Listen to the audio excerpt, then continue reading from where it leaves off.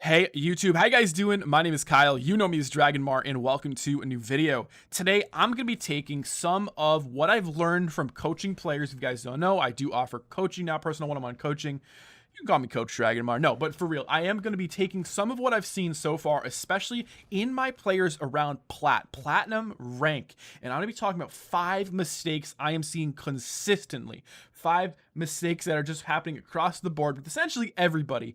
And I'm going to be pointing out what they are, sort of how I would suggest fixing them, or some ways to play around them, and just really things you should be thinking about, because these are really important to understand moving forwards and are going to really help your development as a player. So with that being said, if you do enjoy these videos, make sure to leave a like, subscribe, and of course tap that bell. Let me know what you want to see next in the comments, and let's start the video.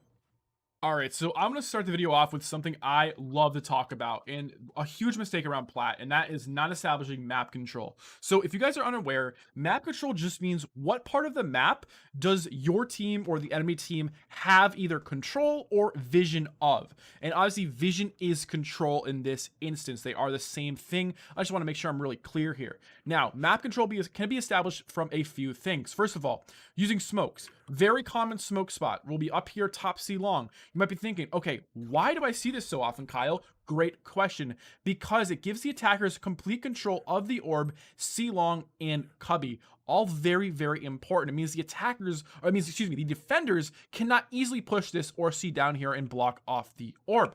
Also, what do you see from defenders a lot? You see this smoke right here in window. Have you ever wondered why maybe sometimes they smoke window? Well, it denies vision. Vision is control. Okay, well, that was okay. Anyways, vision denies map control, okay? When you block vision, whether it's with a Viper wall or a Cypher cage, it doesn't matter. You're establishing control. And this allows pushes down mid. This means if a player's in window they cannot see, you could be here, cubby, walking down here, anywhere. And that is what you're trying to establish when I say you need to establish map control. So why do Plats not do this? I think the simple answer, at least from what I've seen in my coaching so far, is they're too tunnel visioned. They're tunnel visioned on attacking a site. So what ends up happening is instead of running defaults, instead of playing it slow and maybe smoking top C long, what ends up happening is wherever they want to go, they're just going there. And they're going full throttle, no stopping. So what ends up happening, like you'll see something like this, something like that, and then they'll stop. Because maybe there's a molly here. Or maybe a player was there shooting. Or maybe the enemy team smoked. And now what? Right? Now, you've lost all control of everything behind you. They could be pushing anywhere, and you're stuck. How many times have you guys seen this when you're playing in your plat games? Probably all the time.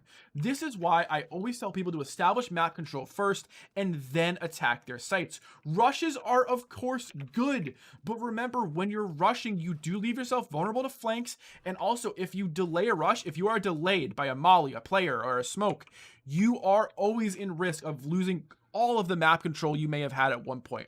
This is why agents like Cypher are so good for throwing down trips in places, making sure people can't cross through doorways and flank you. It's why they are probably the best at that. And by the way, that's a form of map control.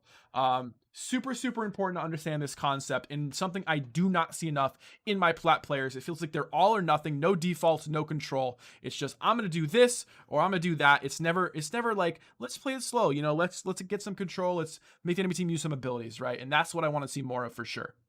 All right, so mistake number 2 is a fan favorite. Platinum players still making this mistake all the time, and that is crouching and crouching while spraying and going for sprays. So this is a mixture of all things aim related, and I think that there's a big problem with people in understanding sort of the detriment of crouching. And there's a few things I see. First, I see a lot of this. So I'll see a guy, let's pretend there's just someone standing here, right? And what ends up happening is I'll see something like this. I don't know if you guys can tell what's happening. Do you guys see the order of events here? I'm actually crouching before I shoot. That is right. There are a lot of players around plat who actually are crouching before they take their first shot. And as you can guess, this is a horrible sort of habit to form, because what this means is that you're not even giving yourself a chance to hit those headshots if you do have good crosshair placements. So if I'm aiming here, right, someone's head is right here.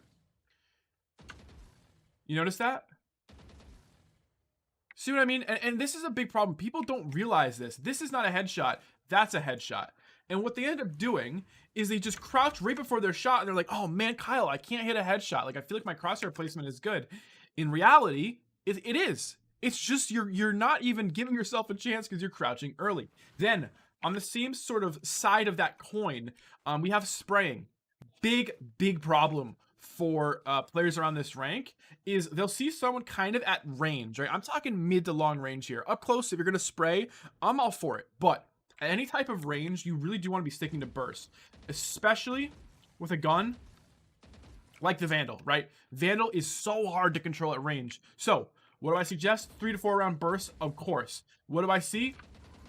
Crouch spraying. Now, let's talk about crouch spraying. Why in particular at range this is so bad. First and foremost, spraying is always going to be very hard to control. Doesn't matter what way you slice it. Once you get to like that 10th bullet, you are in trouble. Now, when you add crouching to it, you're like, oh, I'm a little more accurate. Yes, but remember, the further you are from an enemy, the smaller your total hitbox. The smaller your total hitbox, generally the harder you are to hit. But when you crouch, you make your head a little bit easier to hit, because now people aiming center mass are going to be aimed at your head, and that is what we want to avoid, which is why at range you very rarely see high level players and pros crouching, right? Very rarely are you going to see that. Most of the time they're standing upright, kind of strafing around, going for the strafe shots, trying to dodge your shots as well. Very rarely do you see something like this, which you see all the time in plat. So simple solution here is I always recommend people go in a deathmatch, unbind, crouch, and practice, and play a few rounds. Absolutely no crouching, and of course, the same thing, but with their with bursts, right? Always going for bursts. Never train yourself to go into sprays. You really want to eliminate sprays completely, sort of from your aiming vocabulary, if you will. You never want to rely on just holding down that trigger and hoping you hit the shots. No, you want to be precise. You want to strafe. Make sure you're hitting the right shots and be accurate, right? Don't crouch early, unbind, crouch, and make sure you're going for those bursts. All right, so mistake number 3 that I have seen a lot during coaching so far is forcing pushes, essentially overcommitting and not rotating. Now, a big thing I've seen is over here, actually on Haven at C-Long. What you'll normally see is this smoke, right? Like I've been talking about. There'll be one of these. So this is a good smoke as long as you can get into it safely, and then use a flash, whether it's a Phoenix flash, flash out, get out of the smoke, something like that, right? Without flashes, this smoke is not very good to go through. However, you've established control. So now your team's like, okay, I want to push this. What I end up seeing is something like this. Normally this won't be smoked, right? Because the player is going to use their smokes all for the execute. And then, guess what? A smoke lands here from the enemy omen or the enemy brim or whatever. And now people are in a pickle. They're like, okay, what do I do? At this point, this is probably getting spammed. It almost always is getting spammed. You know, you're getting shot through here. People are hiding in cubby. But do you know what these players tend to do in plat? They don't turn around. They keep going.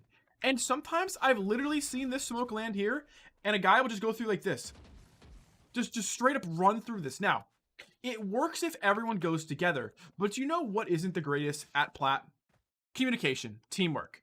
Very rarely do these pushes end well for players, and one smoke is generally all it takes to completely stop what they're doing. Now, this isn't the end of the world. If this smoke does land, what I like to recommend is a quick rotate. Call off your hit, turn around, and get out of there. It's like the sunk cost fallacy. I mean, you guys are aware of that. But essentially, what ends up happening is you've used so much utility getting ready to take this fight. Maybe you use flashes, mollies, paranoia or something. You're like, I have to take it. But no, that's going to cause the rotates. Then you guys are going to rotate out of there as well. Maybe you'll catch someone on a rotate as well. You're most likely going to take either like a 4v1, 4v2 onto the opposite site, almost always. It's just how it works at this rank. But most people cannot get over all of the abilities they've used on the other site, and they'll want to continue attacking, even though it's way past when those abilities were useful. Don't get stuck in that sort of mindset where it's like, oh, I've used all of this stuff here, we have to take it. No, get ready to rotate. You guys cannot force pushes. That's when you make mistakes. That's when you get mowed down. That's when you essentially give their team a free ace, pretty much. Mistake number 4 is probably one of the most common throughout the entire game, but also especially in plat, because this is a rank where I think you see a lot of people who rely on their aim. Now, mistake number 4 is not playing for retakes. If you guys don't know, when you're defending a bomb site, there's essentially two kind of strategies, right? You're either holding on the site, playing on site, you know, defending the push, using your abilities and playing until you die, or number 2, you're completely leaving the site. You'll do something like this. You'll run back, maybe you'll stay back here and you'll fight like this, giving up site, aka playing for a retake, retaking the site. Now, the big problem for plats is that they don't play enough for retakes. What ends up happening is you'll see like a push. Maybe a push is coming from sewer and there's a push coming along. If you're the only player here, the chances of you being able to defend this are slim. Now, if you want to give it a shot, maybe you'll throw a smoke here, TP up here or something. If you want to give this a shot, try to hold this, fine. You know, all power to you. But when it's not working, when you've done this already once during the game, maybe you're like halfway through the first half, you know, round 6, round 7, you need to start reconsidering and thinking about maybe some other strategies. The easiest thing I can say is throw down some abilities, right? And leave the site. This way, you're defending. You are slowing them down. They have to be careful of this. They don't know you left. They don't know you're playing for a retake. And it gives your team time to rotate. That's what we're looking for.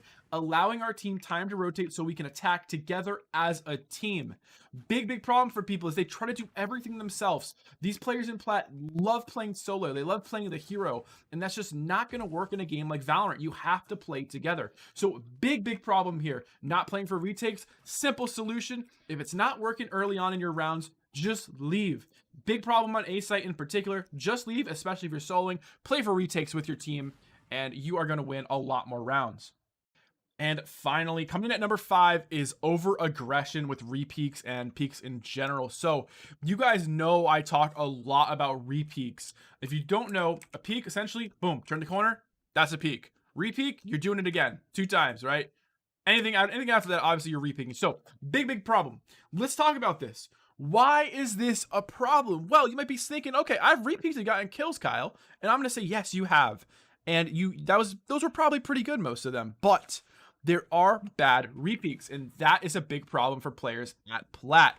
What ends up happening is a player will swing a corner, take a few shots, fall back. Now, what have they done once they fall back, you might ask? Well, they've given away any advantage they have. Now they have to repeak. I do not give a damn about peeker's advantage. Don't even comment me with that right now, okay? I see you comments already typing it. Listen, when you give up this advantage, when you no longer can see the enemy, boom, you turn this corner, you're telling me that plat player is going to headshot them? No. That guy there, he has the advantage at shooting you, okay?